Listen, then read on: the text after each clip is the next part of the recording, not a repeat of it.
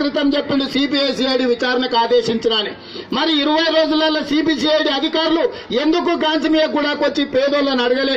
మీ భూమి గుంజుకున్న వాళ్ళు ఎవరు, మిమ్మల్ని భయపెట్టిన వాళ్ళు ఎవరు, మిమ్మల్ని బెదిరించి సంతకాలు పెట్టించుకున్న వాళ్ళు ఎవరని ఇంతవరకు ప్రభుత్వం తరఫున ఎవరిక్కడికి విచారణ రాలేదంటే ఈ రోజు గోల్డ్ స్టోన్ ప్రసాద్ అడుగులకు అడుగులు ఈ రాష్ట్ర ప్రభుత్వం ఒత్తుతున్నదా లేదా ఇవాళ పేదల ఆలోచన చేయాల్సిన అవసరం ఉంది. నేను ఇక్కడ ఉండే పేదలకు ఒకటే విజ్ఞప్తి చేస్తున్నా, మీరెవరికి భయపడకండి.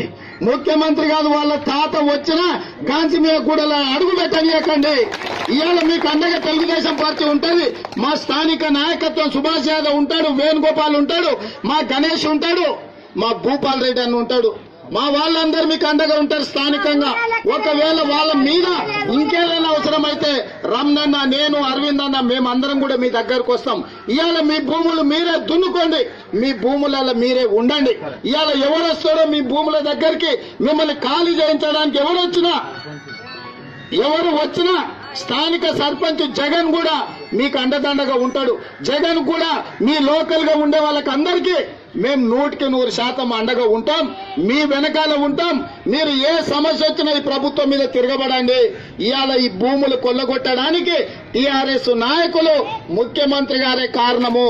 ఇవాళ గోల్డ్ స్టోన్ ప్రసాద్ కుటుంబ సభ్యులే ముఖ్యమంత్రి కార్యాలయంలో ఐఏఎస్ అధికారులు, ఉప ముఖ్యమంత్రి గారి సభ్యులే ఈ రోజు భూములు కొల్లగొట్టారు. కాబట్టి ప్రభుత్వం నుంచి ఇంకా న్యాయం జరుగుతుందనే నమ్మకం మాకెవరికి లేదు. మీకు కూడా ప్రభుత్వం న్యాయం చేసే పరిస్థితి లేదు. కాబట్టి భూములలో మీరే ఉండండి, మీ భూములు మీరు దున్నుకోండి. ఎవడొస్తాడో చూద్దాం. ముఖ్యమంత్రి గారు మేము మిమ్మల్ని డిమాండ్ చేస్తున్నాం.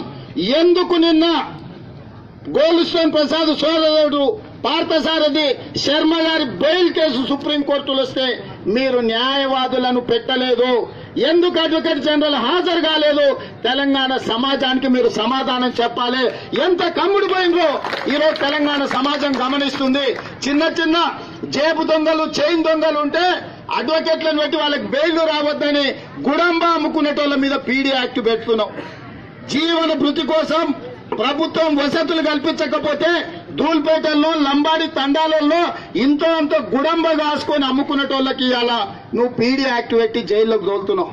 మరి 15,000 కోట్ల రూపాయల భూమిని కొల్లగొట్టిన గోల్డ్ స్టోన్ ప్రసాద్ కుటుంబం బెయిల్ వస్తే కనీసం న్యాయవాదిని కూడా సుప్రీంకోర్టులో నువ్వు పెట్టలేదంటే గోల్డ్ స్టోన్ ప్రసాద్ చేతిలో ఈ ముఖ్యమంత్రి గారు చిక్కిపోయిండు.